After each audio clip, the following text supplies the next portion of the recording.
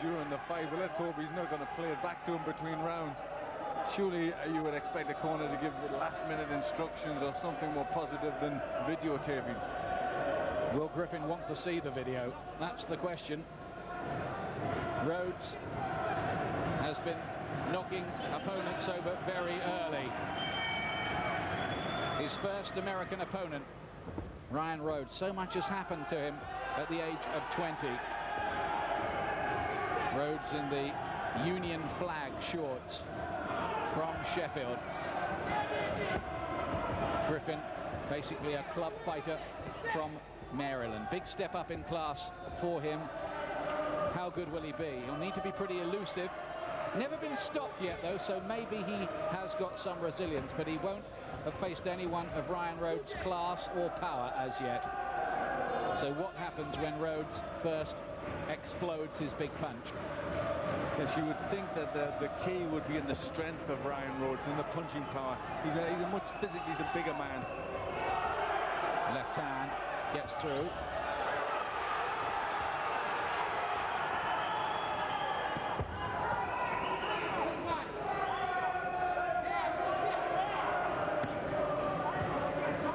Griffin certainly hadn't seen any videos or anything like that of Ryan Rhodes. He only really knew what he'd read about him. It didn't seem the most professional preparation for the fight, but you never know, or maybe you do, because there's a right hand that puts Griffin down in the first round, and he looks unsteady. He got up rather too quickly. John Cole takes a close look, man at 3-8 count, and is Rhodes on his way here to another express time finish? A right hand, wobble the legs too.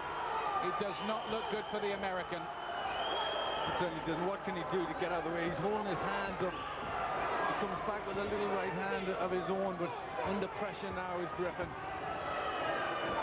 Rhodes driving through the punches, choosing to use the southpaw stance at the moment. He can switch it.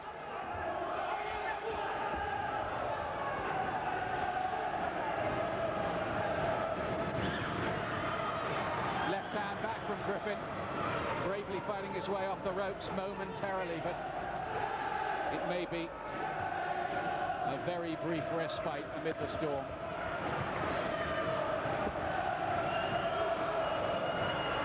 All he can do is cover up. Rhodes is just looking for gaps. What happens when he finds one? It's very one-sided. And Griffin, not renowned as a puncher even when he was a lightweight,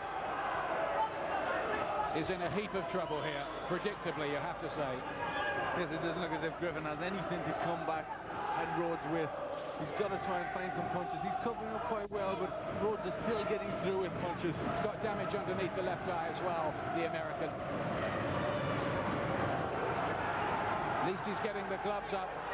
Rhodes is trying to find gaps for those punches, and the bell can't come soon enough for Griffin. But will a minute be long enough for him to recover? One round gone already. The American Ed Griffin has been on the floor like this. Yes, Rhodes just got him in the distance, hit him on the top of the head, and then a chopping right hand down the side of the chin put him down. And really, Griffin has shown nothing to hurt Rhodes, really very little ability whatsoever at this stage. And Rhodes hasn't really opened up yet. The American's trainer very slow to get out of his corner, at least 10 seconds after the bell had gone, and still fumbling around with a bottle of water. Rhodes, the British champion, though that title is not on the line tonight. They're fighting for the WBO and IBF Inter-Continental championships here. There's a good left hand from Griffin there with his back to the ropes. He's damaged underneath that left eye. It's a bit worse than I thought to begin with. He might do very well to get through this second round as well. Well, now Rhodes is starting to open up again. Griffin scrambling out of the way, hands up high, but these punches are still hurting him, you feel.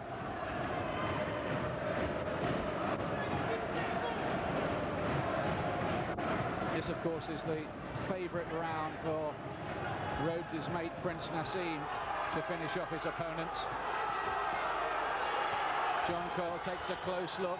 At least Griffin's getting the gloves up. They're not all getting through right to the body. Horribly one-sided, really. Because Griffin's under pressure. He's been hurt by these punches. The legs looking steady. He's getting his gloves up, but you wouldn't think he'd go on too much longer. Breathing heavily.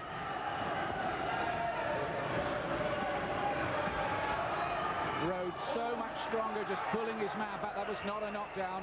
It was only a slip, and Griffin almost looked as if he wished it was a knockdown so he could have a bit of a break. The left eye's swelling up now. He's just got too much power for him.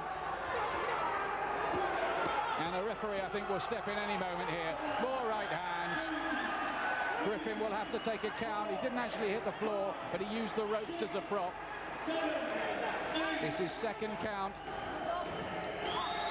Almost reluctantly, he got the gloves up again. Like a man going out to face his executioner. It's over. No count needed. 2 rounds. Ryan Rhodes wins again in double quick time. And Ed Griffin, as I'm afraid most of us suspected, was way, way out of his depth.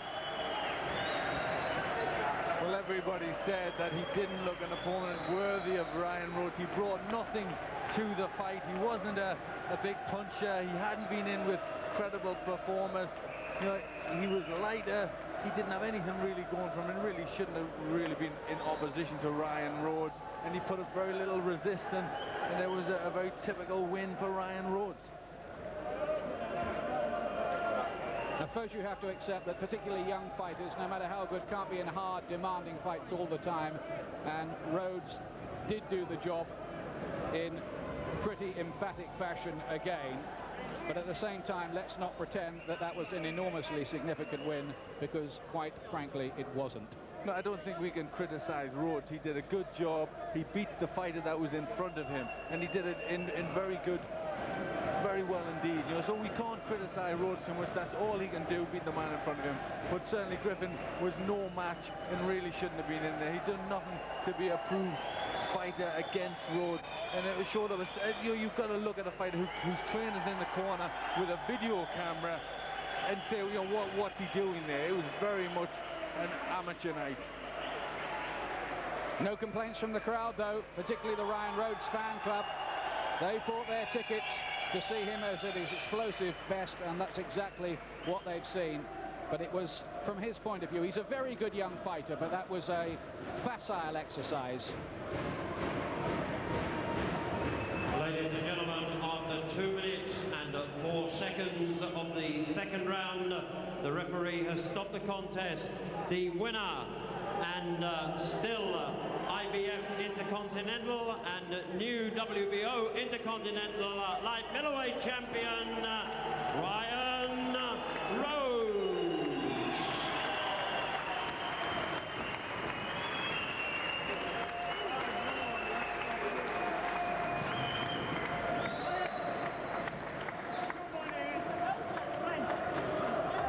Griffin came a long way to do what he could to stop this Ryan Rhodes bandwagon, but to no avail, and Rhodes adds the WBO's Intercontinental title belt to the one he'd already held, the IBF version.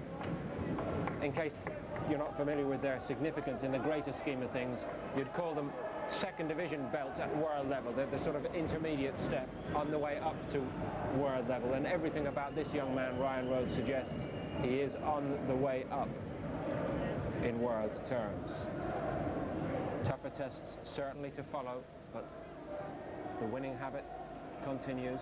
It's now 15 straight wins as a professional, 12 by knockout. And he's going to have a word with Ian Darr. Ryan, congratulations, 15 straight wins for you. How satisfying a night was that for you? It was very satisfying fighting night. The guy had 17 fights, 18 fights, he only lost 2. He lost 2 in 1995. Come to fight, come throwing shots all through the fight, but couldn't test my power. Power's too strong. Yeah, I was going to say, he just looked out of his depth against you, didn't he? It did. It was my power that was the telling key for this fight. Bring on anybody, ready for anybody now. Can't wait to fight next. Well, since you mention it, we've got Ensley Bingham working with us tonight, and he's been saying he wants to fight you in September. Are you up for that? I was ready for Ensley Bingham in July, and he says he wasn't ready. So that's up to him now. I'm ready for Emsley Bingham anytime, but I'm looking past him.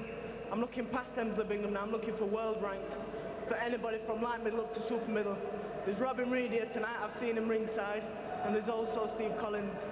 You want to become a world champion at 3 weights, right? Light middle, middle, super middle. So when do you make the move up to middle? If I have to move up to super middle, I'll come back down to light middle and win a world title. That's how dedicated to the sport I am. If I have to move up to middleweight, I'll come back down to light middle and win a world title. But that's what I want to do. I want to win 3 world titles at 3 different ways. Can you believe everything that's happening to you? I mean, all that's happened to you since you've been 20. What's going to happen when you're 21, for goodness sake? Exactly, who knows, who knows? Look at me, I'm 20 years old now, look what I'm doing. When I'm 21, I'll be doing even better. I'm telling you, I'm getting more mature, I'm getting more stronger. I'm just going to be ready for whoever they put in front of me next. Let's have a quick word with Frank Warren. On this Emsley Bingham fight, there's been a lot of talk about it for quite a long time. Is it going to happen and soon? It certainly is. Emsley and I have done a deal. The fight, well, actually won the purse bit. The fight's supposed to have been this evening, but unfortunately Emsley wanted more time to prepare, so that fight will now be on September. That's why this guy's in. Are you, either of you a little bit worried because Emsley, okay, he's had his world title fight, he's been British champion, he's still a puncher. Worried about that? Worried in one little bit. I know Emsley Bingham's got one good left hook, and that's it. That's all he looks for. But what he can't hit, he can't see. What he can't see, he can't hit. And I can hit twice as strong. I'm twice as strong as Winky Wright, and I can move just as well as him. So what am I going to do to him? You must be very excited about this young man. He's 20. I suppose the danger is that, you know, you rush him. That's correct. Listen, Emsley Bingham's a very, very good fighter. I've got a lot of respect for him. A tremendous puncher. And it's a tough fight. So, you know, let's see what happens after that fight, first of all. You know, a lot of people are going to make that an even money fight going into it. So let's see how the chips fall after that. But he's done everything that's been asked of him up to yet, and I believe there's a lot more gas in the tank. He certainly is a very exciting talent. Good to see it. Well done, Ryan. What were you going to say? I'd just like to say one thing. I dedicate this fight to my uncle. We lost him last week. He died last week. We lost him last week, Dennis Rhodes. We're all thinking about you, Dennis. So this fight's dedicated to my uncle, Dennis Rhodes. Well said. Well said. Thank you very much. Thank you.